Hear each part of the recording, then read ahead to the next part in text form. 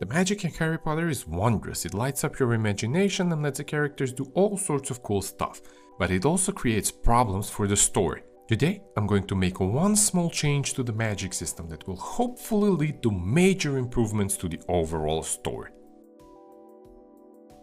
Have you ever wondered how the society in Harry Potter is filled with people who can teleport anywhere instantly, yet they deliver their mail using slow owls? Or how Sirius Black spent years in prison being tortured for a crime he did not commit, yet a potion forcing you to tell the truth literally exists and Umbridge even uses it on students? Or how the Trace, which is supposed to monitor for underage wizards using magic, can't actually tell who performed the magic, just that there was magic performed around an underage wizard? For example, in the Chamber of Secrets, Harry gets in trouble even though it was Dobby who was doing the magic. That means that any underage wizard can do magic at home, and the Ministry wouldn't know if they did it or their parents did. All of these plot holes happen because the magic lets characters do basically anything. Whatever you need doing, you can bet there's a spell that lets you do it. You see, in fantasy, there are two types of magic systems, and they're on a spectrum. On one side are the soft magic systems, and on the other, the hard ones. Soft magic systems are vague, you don't know exactly what the magic can do or how it works. Think Gandalf in The Lord of the Rings. You know he's a wizard, but you don't know exactly how the magic works. Hard magic systems are the opposite. They're clearly defined. You know what powers the characters have, the rules, the cost, the limitations. Think bending in Avatar: The Last Airbender. And Harry Potter's magic is somewhere around here. There are a few rules, but not many. You have to use a wand, but not always. You have to say a spell, but not always. The magic can do basically anything. Is this a bad thing though? Well, it really depends on how it's used. If the goal is to create a sense of wonder and a fairy tale vibe, it works, and Harry Potter does this really well. But if all characters can do anything, they can get out of any situation with magic, and there's simply no tension there. And that leads me to... Despite the fact that there might be many plot holes that stem from the magic systems, I don't want to overhaul it completely. That might make it lose its sense of wonder, which is really important for the Harry Potter world. I won't focus on fixing every plot hole there is, but there are a few things that bug me. 1. Harry is a lazy student. Throughout the series, Harry is presented as a smart, gifted and capable wizard. Yet, he is a lazy student who doesn't really focus on learning in his classes. This leads to situations when Harry needs help from his friends. Ron usually explains things about the world, while Hermione helps with the spells and magic. I'm not saying he should be a bookworm, and granted, homework in Hogwarts is often just writing boring essays, but still, in his place I would be soaking up everything like a sponge. He shouldn't be lazy. In reality, this is done because 1. Harry is an audience stand-in, which means that we experience the world alongside him, so he has to know as much as the readers do, and 2. So that the supporting characters have something to do. If Harry can learn everything in his classes, and he can then do anything with his wand, the story wouldn't need characters like Ron and Hermione. So basically, he's still being limited in what he can do with the magic, but not by the magic system itself, but by not being knowledgeable or by being lazy. I don't like that. 2. There are no good Slytherin characters. This is another gripe I have. Basically, not every Slytherin is a bad guy, but almost every bad guy is a Slytherin. This doesn't really make sense from a world-building perspective. Why would they all be from the same house? In the series, all Slytherin characters are represented as either definitely evil, are suspected to be evil, are morally corrupt, or have delusions of superiority. And all good guys are Gryffindors. So in-world, characters have no reason to meet, hang out, and make friends from other houses. This doesn't sit well with me. 3. The fights are boring. I think most fights in Harry Potter end up being just throwing different colored lights at each other. And with the magic system that lets people do anything, fights should be much more interesting and creative. I think I can fix this.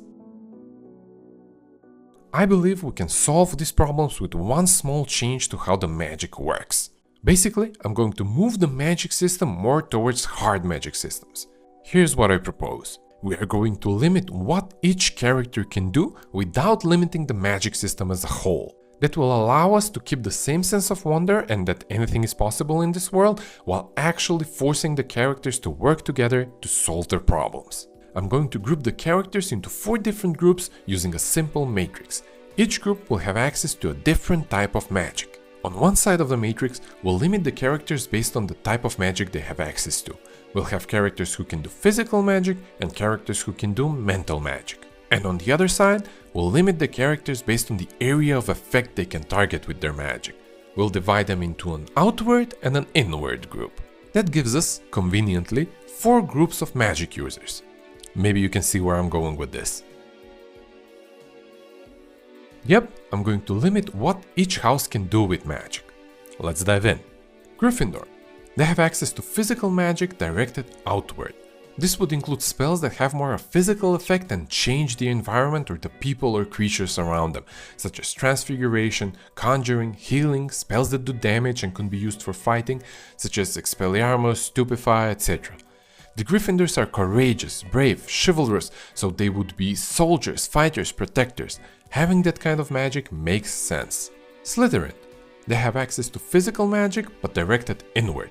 This would allow them to make physical changes to themselves.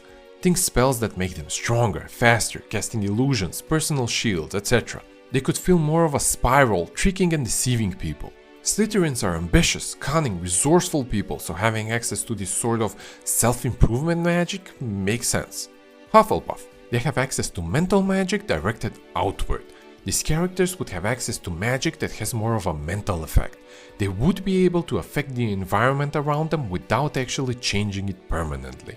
Think spells that include telekinesis, levitation, spells like Accio, Lumos, Protego, etc., even Legilimency. The Hufflepuffs, known for their loyalty, honesty, patience, and hard work, would make great support-style characters. Ravenclaw.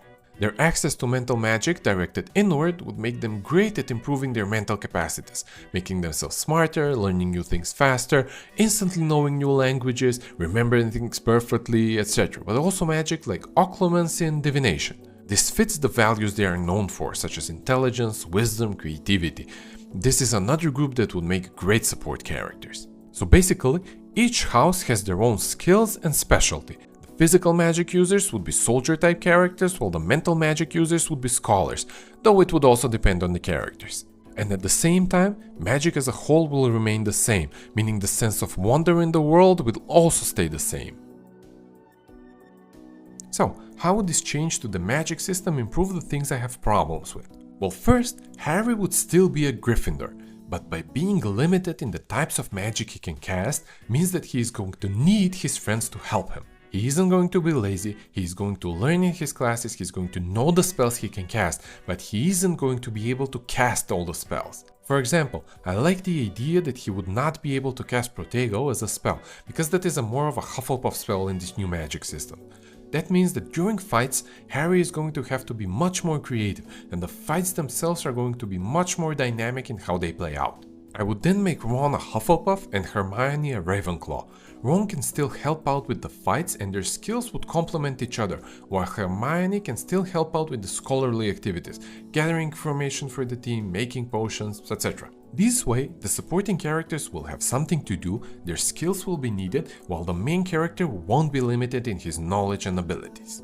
I would also introduce another supporting character, a Slytherin, who will help out with all of the sneaking around and infiltrating missions. All of this will show that students from all houses are interacting and being friends, and more importantly, it would also show a good Slytherin character. But I hear you saying, I know what you're thinking. With this new magic system, Voldemort is going to be severely limited in what he can do with the magic, and thus much less scary and much less of a threat. While I don't necessarily agree with that, I believe that with this magic system, any character from any house can be a bad guy and a threat with some creative writing. I hear you, and I have a solution that makes Voldemort the scariest wizard in history. Voldemort will still be a Slytherin starting out. That means that he will be able to use physical spells on himself in order to improve himself. But this is not going to be enough for him. He's still going to be scared of that, but he is also going to want to be the most powerful, and for that he will have to be able to use the magics of other houses. And he is going to accomplish this by stealing pieces of people's souls. You see, in this new version, every time Voldemort is going to split his soul to make a Horcrux, he's going to store a part of his soul in the Horcrux just as before, but now he will also replace the missing piece with a part of the soul of the person he has killed, thus gaining their abilities. This is not something brand new that I came up with, this actually happens in the story. Because Harry carried a piece of Voldemort's soul within himself, he was able to speak and understand Parseltongue and look within Voldemort's mind. So there's a precedent for this. It also really fits the new magic system of Slytherins improving themselves with magic. And I really like the internal conflict this will cause Voldemort, because he will feel like he is corrupting himself with inferior souls, yet he is still going to do it because of the powers that these souls grant. So there you have it, a small change to the Harry Potter magic system that leads to major improvements to the story. Hope you enjoyed my little what if thought experiment. Tell me your thoughts in the comments below.